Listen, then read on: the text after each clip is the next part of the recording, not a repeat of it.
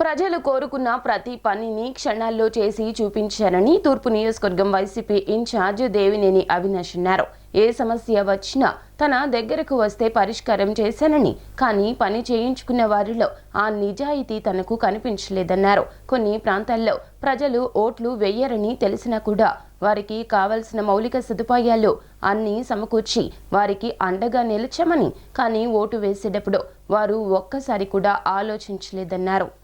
గుణదల తూర్పు నియోజకవర్గ వైసీపీ కార్యాలయంలో నియోజకవర్గ ఇన్ఛార్జ్ దేవినేని అవినాష్ అధ్యక్షతన కార్యకర్తల సమావేశం జరిగింది. తన ఓటమి గురించి కార్యకర్తలతో చర్చించారు. అనంతరం ఆయన మాట్లాడుతూ, తూర్పు నియోజకవర్గంలో గెలవాలి అనే లక్ష్యంతో కష్టపడి పనిచేశానని, నాతో పాటుగా పనిచేసిన ప్రతి కార్యకర్తకు, నాయకులకు ఆయన ధన్యవాదాలు చెప్పారు. కానీ దురదృష్టవశాత్తు ఓడిపోవడం బాధ కలిగించిందన్నారు.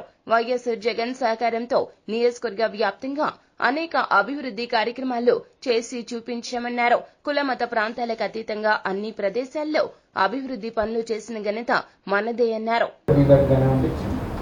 వైఎస్ఆర్ కాంగ్రెస్ పార్టీ సీనియర్ నాయకులకి, డివిజన్ అధ్యక్షులకి, క్లస్టర్ అధ్యక్షులకి, క్లస్టర్ ఇన్ఛార్జెస్కి, అదేవిధంగా ఇక్కడ ఇచ్చేసిన వివిధ అనుబంధ సంఘ అధ్యక్షులకు కానివ్వండి, డివిజన్లో ఉన్న ముఖ్య నాయకులకు కానివ్వండి, పెద్దలకు కానివ్వండి, అందరి ద్వారా పేరు పేరున నా ఒక ధన్యవాదాలు, నమస్కారాలు.